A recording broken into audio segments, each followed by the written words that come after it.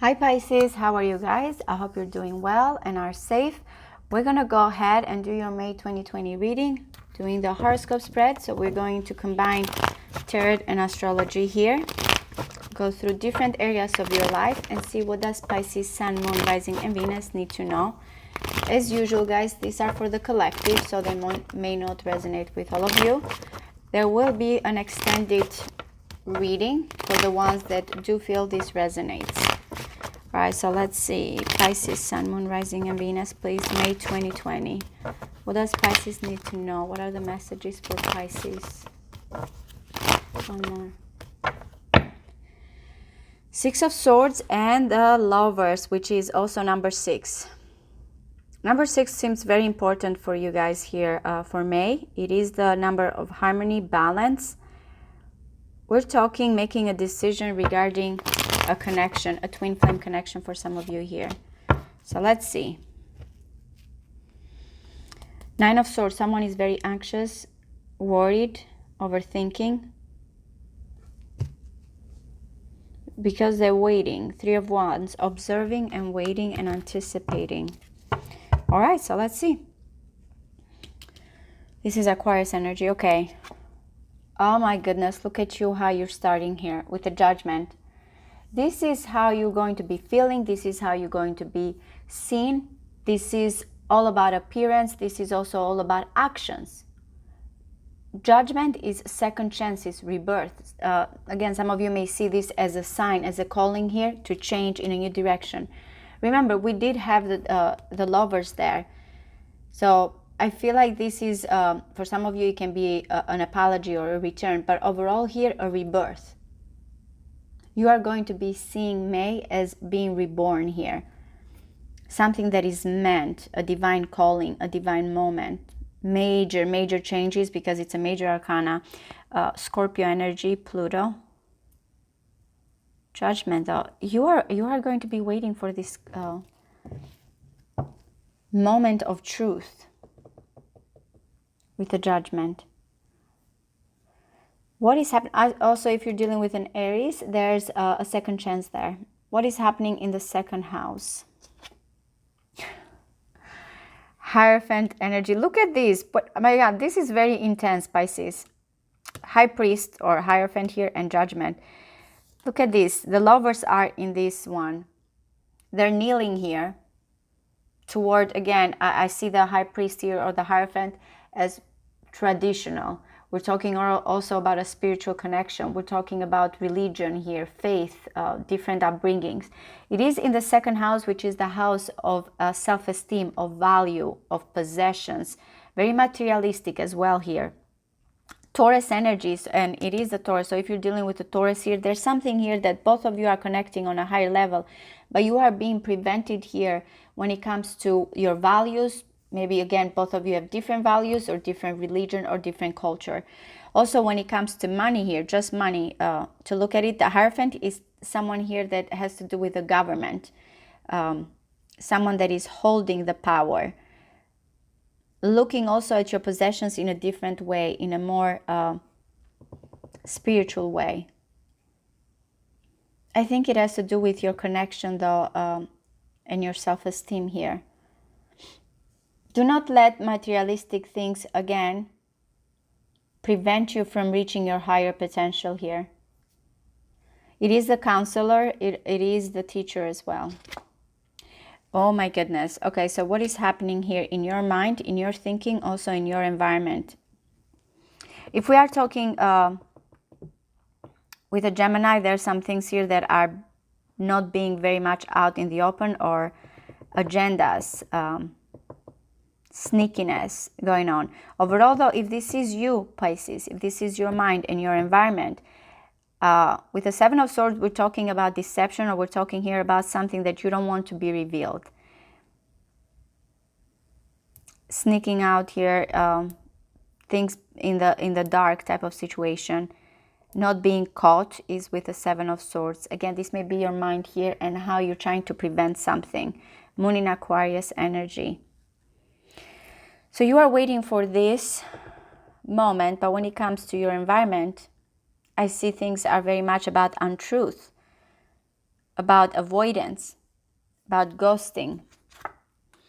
At home, you are having type of challenge. It can be a strife here between you and the people that you live with. It can be, again, what nurtures you. If you're dealing with a Cancer, there's pride here and competition between the two of you, but overall there's just restriction. Now the restriction are more not like the Eight of Swords here that, oh, I cannot move. It's just you wanted to accomplish something here, but you have to compete. You want to go follow that type of I'm the winner situation, but you can't. It can be egos, it can be other people, to crowded type of situation that makes you feel, oh, I cannot accomplish what I want. That I feel like it is in a way very internal, because it is the house here that is ruled by the moon. But I see a lot of ego driven type of situation as well here.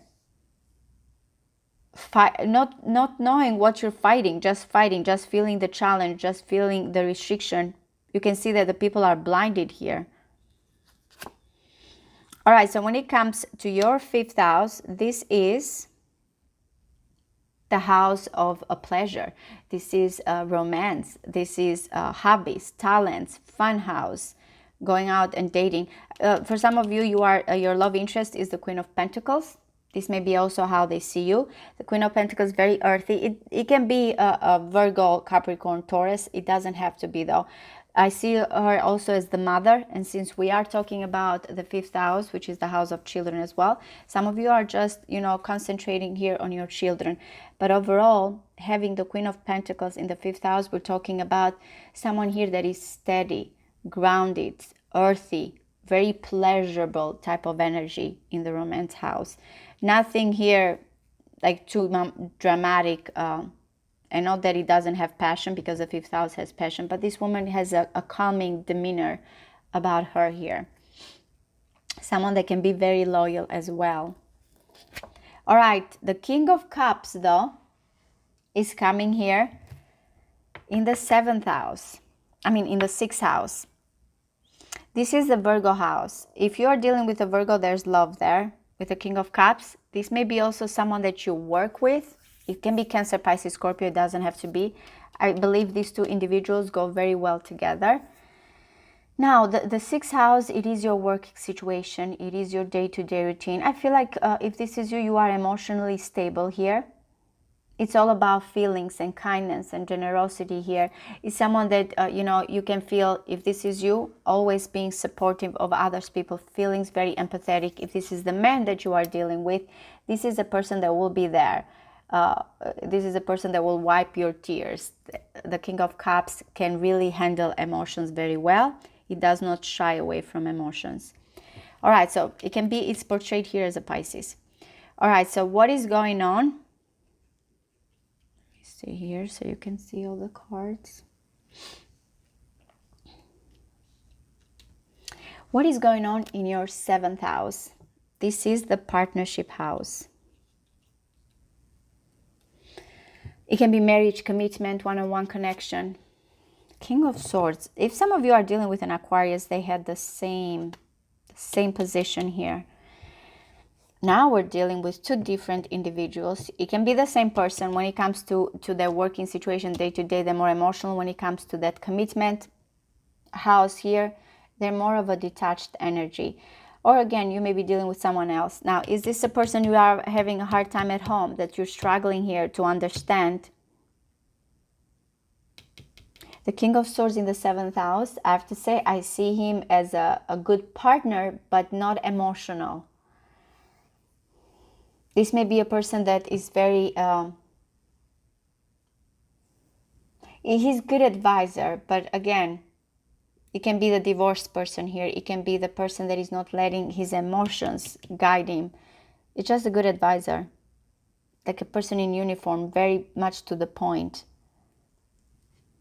So this is who you're dealing when it comes to that one-on-one partnership, to the commitment. I think you are having a hard time. If this is you, you are right now detached when it comes to the connection to that commitment house and partnership. I remember you here with the Judgment, you're looking for that opportunity. You're looking for that second chance, a rebirth. So the King of Swords, I feel like he's just waiting and not doing much, just observing here.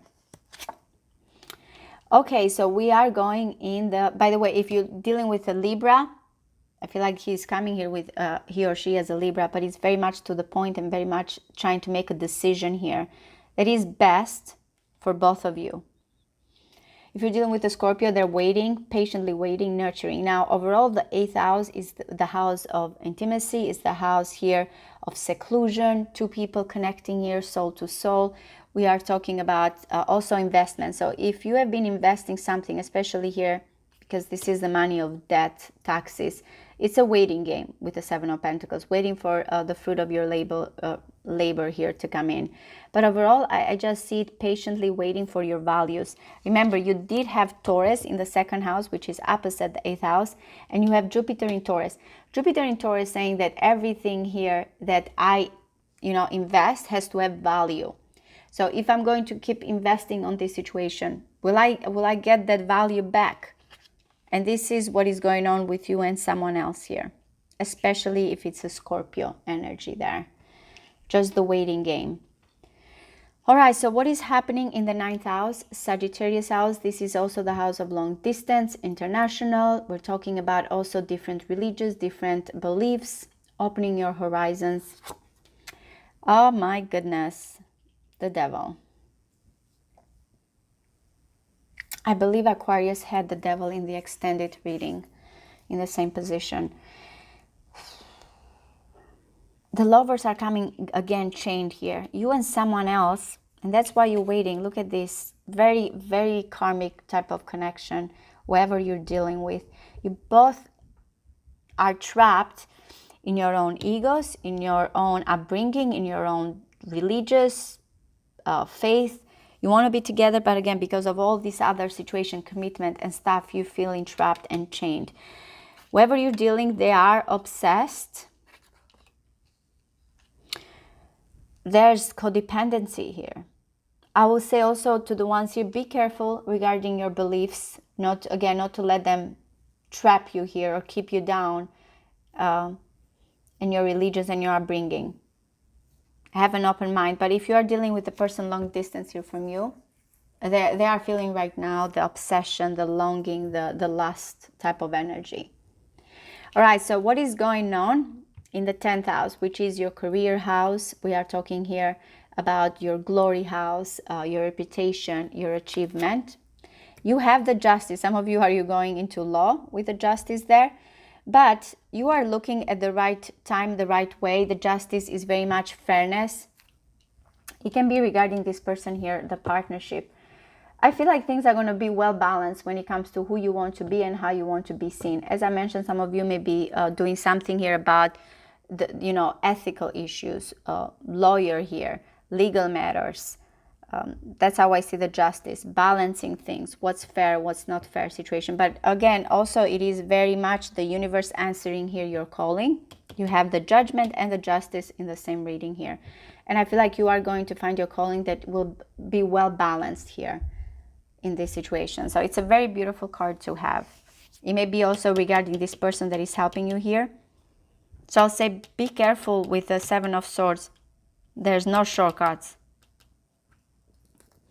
You have the 7 of Swords and the Devil here. Your mind, and again, when we're talking about here broadening your horizon or someone that you are dealing with, both of you are kind of not opening up to each other. The Queen of Wands is in the 11th house. The 11th house is the house of friendship, Aquarius energy, by the way. If you're dealing with a Capricorn, they want the balance here and justice between the two of you. Now, with the Queen of Wands in the 11th house, I see that this is a very sociable person, because the 11th house is the house of social. It's a house of social media. It's communities, friends, acquaintances, visions for the future. And the Queen of Wands is a leader in her community. She is a leader in whatever she is trying to accomplish. This may be someone that you are attracted to, or again, someone sees you like that. But it is the best house to have that Queen of Wands, because I look at her as a very sociable and a leader type of quality. All right, so what is happening? This is your house, the 12th house, Pisces. This belongs to you, the psychic house, the secret house. It can be the addiction sometimes house as well, the soulmate house. There's no boundaries here. Everything that, you know, we dream and we want, you will find in the Pisces house. And we have the Page of Cups, which is a very Piscean energy. Page of Cups, it's all about intuition. It's all about just believing here. It can be a little bit naive. We're talking about an apology, expression of love. This is the poet. This is the creative energy.